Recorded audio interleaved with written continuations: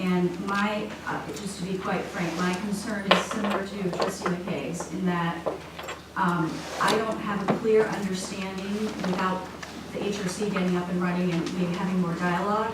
I just don't have a clear understanding of the expectations of what's coming next from the residents groups. Because we do have a lot of environmental groups, we have, social justice, we have, legal building developments. We have a lot of groups that come to us and ask for ordinances, and take the matter away, before us, just take the matter away, just in general, writing law is a big deal. And so one of the things I had asked for is if we could collectively have a conversation so I and the rest of the board members could understand is there 8 more ordinances that are going to address 8 more social justice issues, which I'm pretty sure we all support the issues.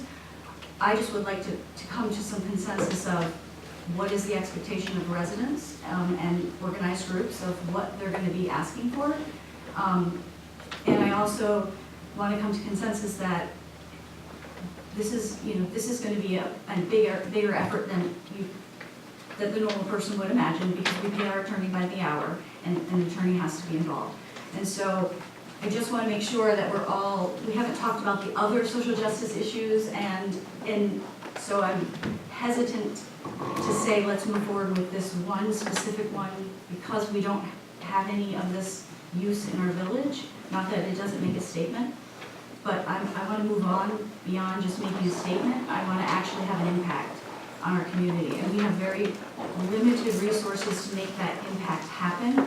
And you have a very supportive board, in my opinion, who is ready to have that happen. So if regardless of what happens tonight, I would like to have a bigger conversation of what do we want to move forward with, and is there a type of ordinance, if it is an ordinance, that we can include all of the social justice issues in one, which makes it a lot cleaner. But that would be my hesitation tonight, was simply just understanding the expectations of what comes next. Justin McKay. If there's no one else that wants to speak. I'm glad you brought that up, President Rozek, because one of the things that came up in committee, Mr. Carlson, when you were here, was the concern that we hadn't adopted an ordinance that backed up the justice and dignity resolution that we adopted, and you're right, we're behind. So here now we have another ordinance, and so that means we're not going to get to that, back to that either, because we can pretty much do one at a time. I feel like it's reasonable. So I guess I do, to your point, having consensus from a group where there's been dialogue would be very helpful, because again, I don't want to be in a position where taking one step, we get criticized, you're right, but I don't want taking one step to be used as a way of saying that we're not doing enough. So let's agree on kind of what the priority is. And I don't know how we do that. Maybe it is different to the HRC. Any other board members want to speak? So are you suggesting or thinking that the ordinances could be collective and make a very large statement that include a variety of social issues? Because I do feel like as a community we have the opportunity to really consider on a lot of issues in Milwaukee County. And I think that that's something that's important to a lot of residents. And so, if there's a greater plan to be making some large statements in more of an overarching ordinance of different issues, I think that would probably be better.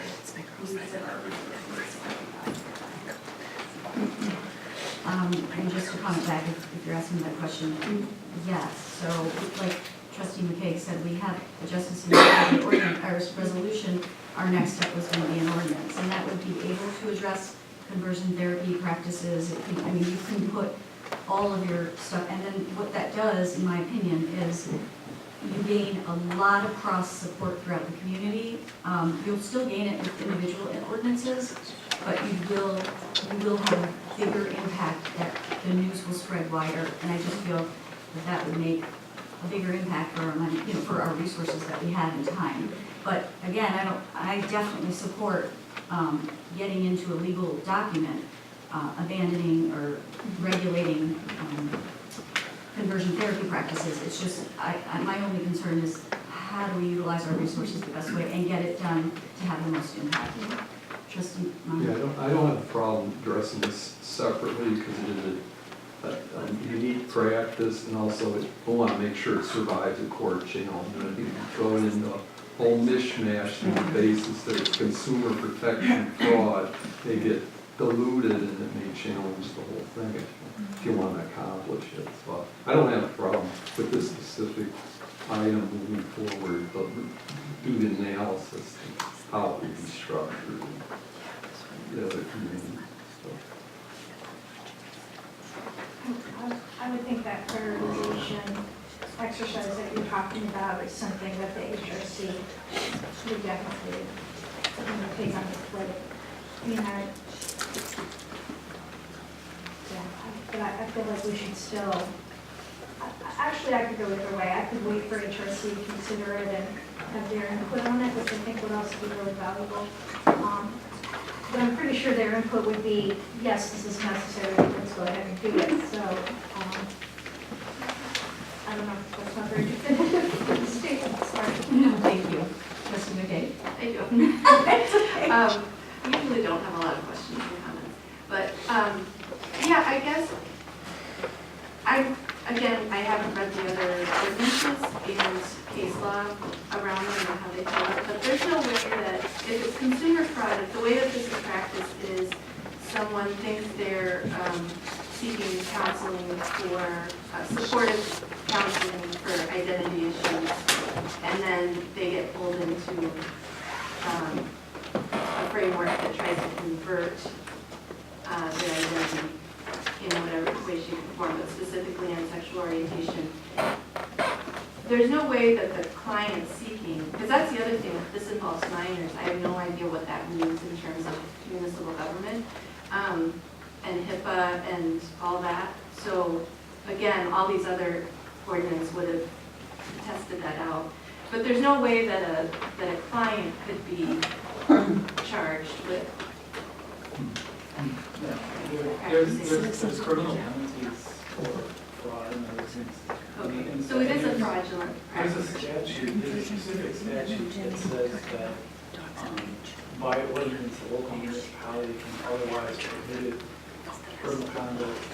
And most municipalities have a generalized ordinance that says we adopt by reference essentially the rest of the criminal code. And and what happens, especially in larger municipalities, just as an example, or what happens in larger counties like Milwaukee County is you'll get a case that gets sent downtown to the DA, and the DA has a stack of things in their desk, and you say, what, did anybody get stabbed, for prosecuting this? That doesn't happen if you're up north, but as a practical matter, some stuff comes back to us, and on the local level, we get prosecuted under general ordinance that where you adopt by reference. So I think that's probably, looking at Milwaukee's, I just took a quick look at it, but it looks like it's structured to come under that general grant. And there's a couple other theories about how you do that. I mean, obviously, your concerns too. I mean, somebody is going to get sued at some point as a test municipality, challenging this, but usually those targets are, the bigger ones like Milwaukee or whatever. But it's the same thing that happened with the, we have as many municipalities who prohibited the sex offenders from living in certain areas. And, that was a challenge. So there's no doubt that they'll take a test case somewhere. And I don't have any idea whether or not we have practitioners at any time. This would even, I don't know. But clients that are in relationship to those practitioners who would be implicated. That's not my understanding of how the Milwaukee works. You may be able to speak to that more than I. Clients would definitely not. Can I ask for clarification too? Maybe if the entity, if the establishment is not asking for a license to be a conversion therapy practice, what I'm hearing is you might get to thinking you're going somewhere. So we're trying to figure out, I think this is what Trustee McKay is saying, we would have to figure out the due process for someone to come and make a charge that they were tricked.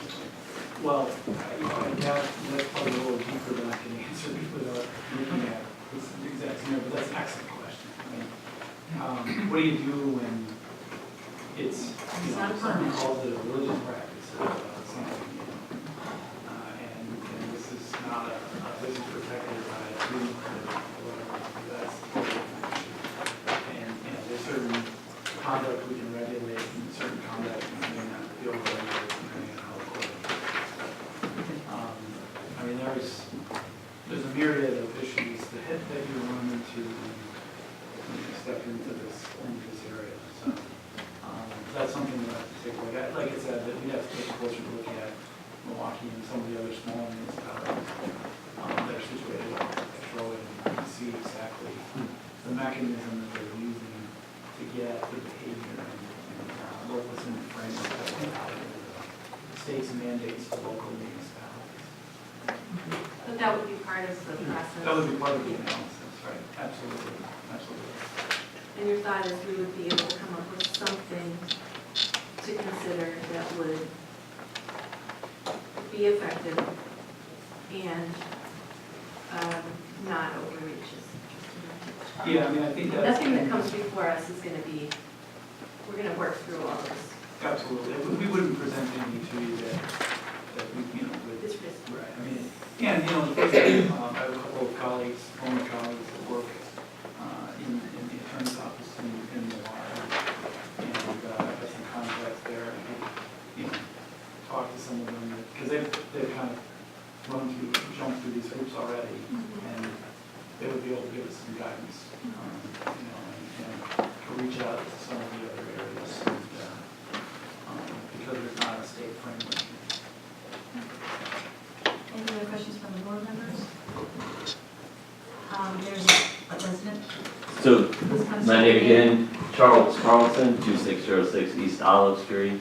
I sort of heard three concerns here, and those are legal challenges, that this has already been banned in 11 states, and there have already been a number of court challenges to that have, it has always been upheld, and that's by both Republicans and Democrats, including Chris Christie in New Jersey, supporting it. So it has done a broad thing. Secondly, the religious, I heard a concern about religious practices, and this, what we have already written does not talk about religious practice.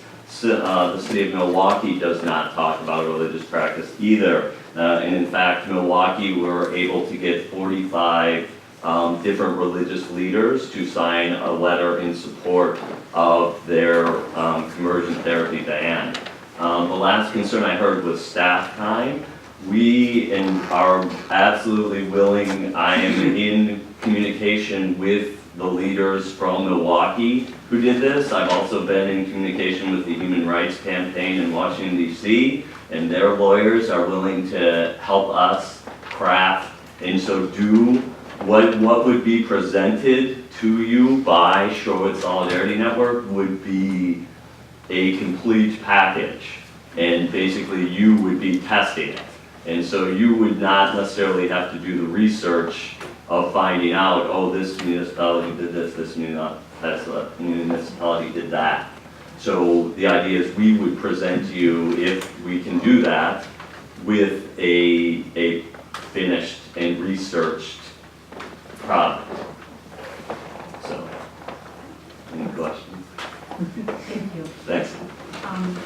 So in concluding the item for today, I do want to be clear in the directive. One, I know that there's been a request in writing that if we determine that we want to move forward with exploring an ordinance, that we would assign a liaison from the board to work on it as well. I don't know if that's feasible, but that has been a request. And to identify a time frame, a good time frame, so that the expectation of, is shared with the residents. And so if we could vote, I don't know how the motion needs to be made, but to give direction to staff, it might already been in there, but to participate and work with, even collect some of the information that the groups have developed and the contacts they've made, and then come back to us, maybe not with exact language, but something for us to look at and discuss and act upon at a certain date. So do you want to reread the motion a little bit? Christine meant a motion to direct the village manager to confer with the village attorney to further investigate the potential wording of drafting the ordinance and within 3 to 4 months and to return with feasibility. And it was like, Trustee Macher seconded. I mean, I think within that, I mean, we're asking them to investigate, and I think that investigation includes obviously meeting with Solidarity and getting their input. okay. So I guess I'd say based on, I'd be comfortable with the return of that being a drafting ordinance, because it seems like that it would be all the way up to that. Right.